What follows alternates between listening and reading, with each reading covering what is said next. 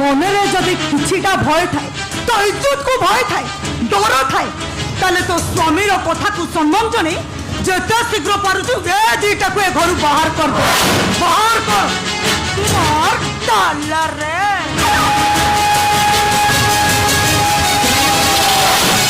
ଆଉ ଛିଡ଼ା ହୋଇ ରହିଲ କାହିଁକି? ବାହାର ଯାଅ ଘର। ତମେ କଣ ସେମାନଙ୍କ କଥାକୁ ସମର୍ଥନ କରୁଛ? କାହିଁକି ନୁହଁ? ଯଦି ପ୍ରକୃତ କଥା ଏ ପରିବାର ସାମ୍ନାରେ କୁହାଯାଏ ତାହେଲେ ଏ ଘରେ ବିଭ୍ରାଟ ସୃଷ୍ଟି ହୋଇଯିବ। କାହିଁକି ନା ଏ ଘରୁ ମୌସୁମୀକୁ ନୁହଁ ମର୍ଜ୍ୟ ଭାଇକୁ ଏ ଘରୁ ଦୂରେଇ ଦେବାକୁ ପଡ଼ିବ।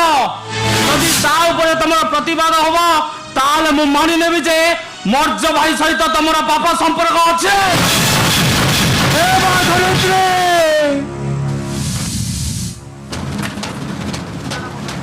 ଏ ମା ଧରିତ୍ରୀ, ତୁ ଦୁଇ ପାର ହେଇଯା। ହେ ଆକାଶ, ତୁ ଖଣ୍ଡ ଖଣ୍ଡ ହେଇ ମୋ ମୁଣ୍ଡ ଉପରେ ଚିଣି ପଡ। ଏ ତମର ପାପ କଥା କେମିତି ସହୁଛୁ ତୁ? ଏ ମୌସୁମୀ, ଏ ସବୁ ପାପ କଥା ସହି ମତେ ଘରେ ରହିବାକୁ ଭଲ ଲାଗୁନି। ଚାଲ ମୌସୁମୀ, ଆମେ ଘରୁ ଛାଡ଼ି ଚାଲିଯିବା। ଚାଲ। ମଣିଷ ବେଳେ ବେଳେ ଏତେ ତଳକୁ ଖସିଯାଏ ଯେ ତାହା କେବେ ବିଶ୍ୱାସ କରାଯାଇପାରେ ନା। ତାପରେ ତମେ କଣ ମତେ ସନ୍ଦେହ କରୁଛ? ହଁ, ତମକୁ ମୁଁ ସନ୍ଦେହ କରୁଛି। କାହିଁକି ନା ସ୍ୱାମୀ ନ ଚାହୁଁଥିବା ଲୋକଟାକୁ ତମେ ଯେତେବେଳେ ଏ ଘରେ ରହିବା ପାଇଁ ବାଧ୍ୟ କରିବ, ଆରେ ଯେ କେହି ବି ସନ୍ଦେହ କରିବ। ହେଲେ ମୁଁ କହିବି ତମ ଭାବନାଟା ହଉଛି ସମ୍ପୂର୍ଣ୍ଣ ଭାବରେ ଭୁଲ। ବରଂ କୁହ ତମ ସମସ୍ତଙ୍କଠୁ ବେଶୀ ଏ ଲୋକଟାକୁ ମୁଁ ଘୃଣା କରେ। ଆରେ ବିରାଟ, ମୁଁ ତତେ କେବେ ବୁଝିପାରି ନଥିଲି ରେ। ତୁ ଦିନେ ମତେ ଅବୁଝା ହବୁ। ଆରେ ଯୋଉ ଭାଇ ଦୁଃଖ କଷ୍ଟକୁ ସହି ତା ଜୀବନକୁ ନଷ୍ଟ କରି ତତେ ପଇସା ଦେଇ ପାଠ ପଢାଇ ଭଲ ମଣିଷ କଲା, ସେତେବେଳେ ତୁ କଣ ଭାଇର ପ୍ରତିଦାନ ଏହା ଦେଲୁ କି ରେ? ଆରେ ଶାସ୍ତ୍ର ଠିକ କହିଛି ରେ, ସବୁ କରିବା କିନ୍ତୁ ମଣିଷ ଗଛ ଲଗେଇବନି। ଆଜି ମଣିଷ ଗଛ ମୁଁ ଲଗେଇ ଫଳ ଫଳିଛି ରେ, ମୁଁ ଆଜି ସେ ଫଳ ପାଇଛି। ସେଇ କଥା ଏ ଘରୁ ବାହାର ଯାଇ ଚିନ୍ତା କରିବ। ଏ ଘରେ ରହି ସଞ୍ଜନା ସହିତ ତମର ରାସଲୀଳା କରିବାର ସମୟ ସବୁ ସରିଯାଇଛି। ତାପରେ ତମେ କଣ ମତେ ସନ୍ଦେହ କରୁଛ? ସନ୍ଦେହ କରିଦେବା ତ ସ୍ୱାଭାବିକ। ଆରେ ମୁଁ ତ ହଉଛି ତମ ସ୍ୱାମୀ, ତାକୁ କହିଲେ ତମକୁ କାହିଁକି ଏତେ ବାଧୁଛେ? କାହିଁକି ନା ଏ ଲୋକଟାକୁ ମୁଁ ସବୁଠୁ ବେଶୀ ଘୃଣା କରେ। କେବଳ ଆରି ପାଇଁ ମୌସୁମୀର ଜୀବନଟା ଆଜି ନଷ୍ଟ ହୋଇଯାଇଛି। ସେ ଆଜି ମା ହେବାକୁ ଯାଉଛି। ସେଇଥିପାଇଁ এই নষ্ট চরিত্র লোকটাকে ମୁଁ ঘৃণা করে। আর ମୋର ইচ্ছা আকু ମୁଁ ଏ ଘରେ ରଖି ସବୁଦିନ ନିର୍ଯାତନା ଦେବି।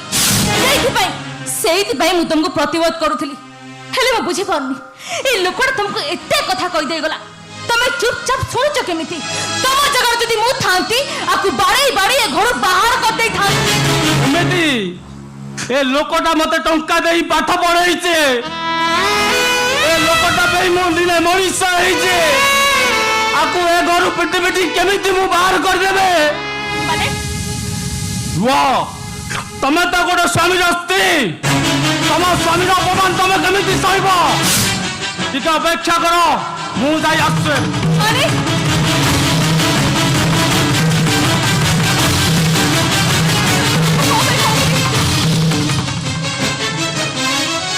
এই নিয় तम स्वामी पाई अपमान ए बाड़ी रे पिटी पिटी मारी ताको ए घर विदा कर दियो। मारो बहुमा मारो।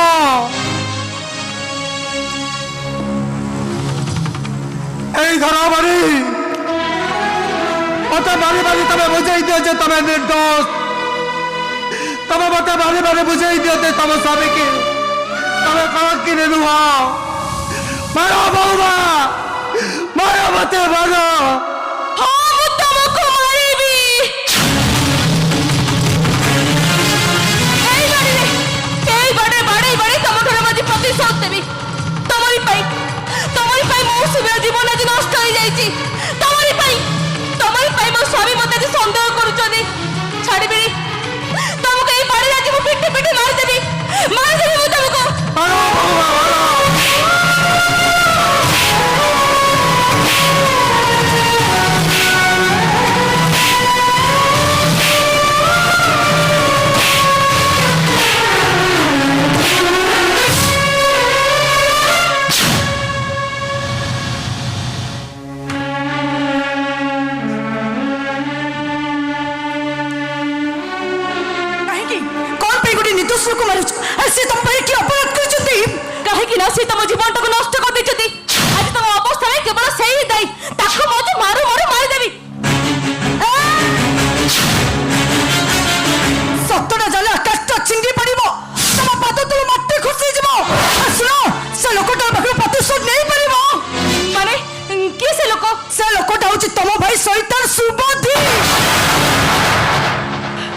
ତମେ ତମେ କଣ ସତ କହୁଛ?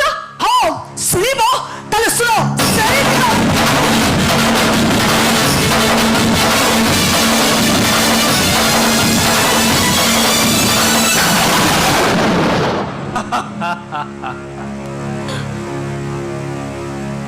ଧରା ପଡ଼ିଗଲା, ସବୁ ଧରା ପଡ଼ିଗଲା। ଆଜି ଏଠି ଧରା ପଡ଼ିଗଲା ଯେ କିଏ ଭାଇ ଆଉ କିଏ ଭଗାରୀ। ଆରେ କଣ ଧରା ପଡ଼ିଗଲା ମୁଁ କିଛି ବୁଝିପାରୁନି। ଭାଇ ଏଇ ସବୁ ସତ କଥା ଜାଣିବା ପାଇଁ ତମର ଏ ଲକ୍ଷ୍ମଣ ଆଦର୍ଶର ଭାଇଟା ପାଲଟି ଯାଇଥିଲା ଭାଇରୁ ଭଗାରେ।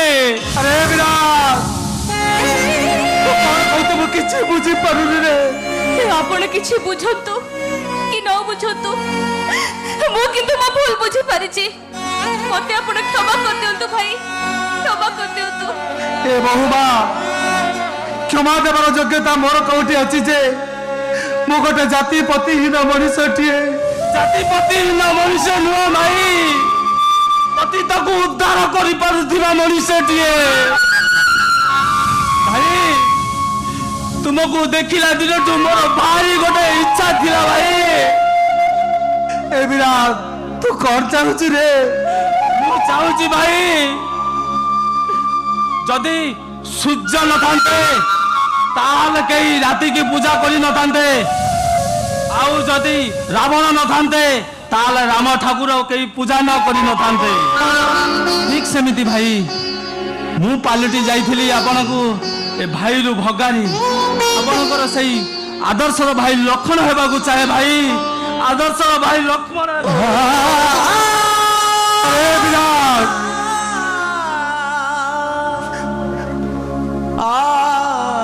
ଭାଇ ଜୀବନରେ ଯଦି କେବେ ମୁଁ ବାପ ହୁଏ ତାହେଲେ ଠିକ ତମରି ପରି ଛୁଆର ବାପ ହେବାକୁ ମୋର ଭାରି ଇଚ୍ଛା ଭାଇ। ଭାଇ ମୋର ଗୋଟେ କଥାଟେ ରଖିପାରିବ? କହ ବିରାଟ। ନିଶ୍ଚୟ ରଖିବି, କିନ୍ତୁ ମୁଁ ଭାବୁଛି ଏ କଳି ଯୁଗରେ ତାହା କେବେ ସମ୍ଭବ ନୁହଁ। ଆପଣ ଯେମିତି ଦୀପ ବଳି ଗୋଟେ ଦୁନିଆକୁ ଆଲୋକିତ କରନ୍ତି, ଠିକ ସେମିତି ଗୋଟେ ପତିତ ପାବନ ଲୋକଟିଏ ମତେ ଦରକାର ଥିଲା ଭାଇ। ଭାଇ ମୋର ଗୋଟେ ଶେଷ ଇଚ୍ଛା ଥିଲା ଭାଇ, ତମେ ପୂରଣ କରିପାରିବ? ଆରେ ବିରାଟ ତୁ କଣ ଚାହୁଁଛୁ ରେ? ଏ ସଞ୍ଜନା ତମେ ଭାଇକି ପାଖରେ ଯାଇ ନିଜ ଭୁଲ ସ୍ୱୀକାର କରି ତମ ପ୍ରାପ୍ୟ ପ୍ରାଶ୍ଚିତ କର ସଞ୍ଜନା। ମତେ ଆପଣ କ୍ଷମା କରିଦିଅନ୍ତୁ ଭାଇ, ମତେ ଆପଣ କ୍ଷମା କରିଦିଅନ୍ତୁ। ଆରେ ମୁଁ କହୁଛି କ୍ଷମା ଦେବାର ମୋର ଯୋଗ୍ୟତା ଅଛି। ମୁଁ ତ ଗୋଟେ ବେସାହାରା ମଣିଷଟିଏ, ଆଶ୍ରୟ ନେଇ ମୁଁ ଘରେ ବସା ବାନ୍ଧିଥିଲି। ମତେ ଏଠି ସମସ୍ତେ ଭୁଲ ବୁଝିଲେ, ପ୍ରତିଫଳରେ ନିନ୍ଦା ଅପବାଦ ଯନ୍ତ୍ରଣା ସହି ସହି ଏମିତି ମୋ ଜୀବନକୁ ତିଳ ତିଳ କରି ଖାଇଦେଲି। ମୋର ଗୋଟେ ଶେଷ ଇଚ୍ଛା ଥିଲା ଭାଇ, ତମେ କଥା ମତେ ଦେଇପାରିବ? ହଁ ବିରାଟ, ଇଚ୍ଛା ପୂରଣ କରିପାରିବ? ହଁ ବିରାଟ, ମୁଁ ଚାହୁଁଛି ତମେ ମୋ ବଡ ଭାଇ ପରିବର୍ତ୍ତେ ହେଇଯାଅ ମୋ ମାନସ ପୁତ୍ର। କହିଛନ୍ତି ସିଏ ଭଗବାନ ତମ ପରି ଦେଉଳକୁ ଏମିତି ଭାବେ ଗଢ଼ିଛନ୍ତି ଯେ ଯିଏ ଦେଖିବ ତା ଭିତରେ ବାତ୍ସଲ୍ୟ ମମତା ଫୁଟି ଉଠି ତମ କଥା ଯିଏ ଶୁଣିବ ସିଏ କହିବ ଧନରେ କେଲ କରିବାକୁ ତୋତେ ମନ।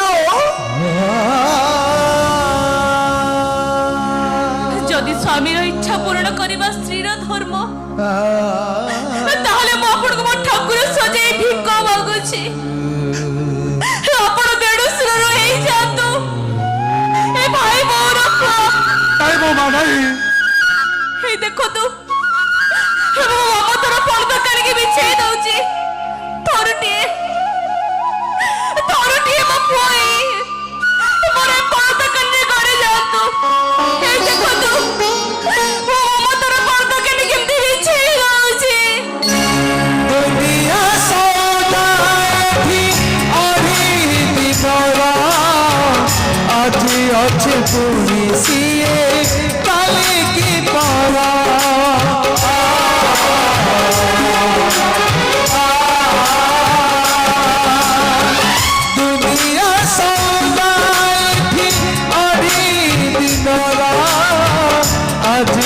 ସେ ପୁଣି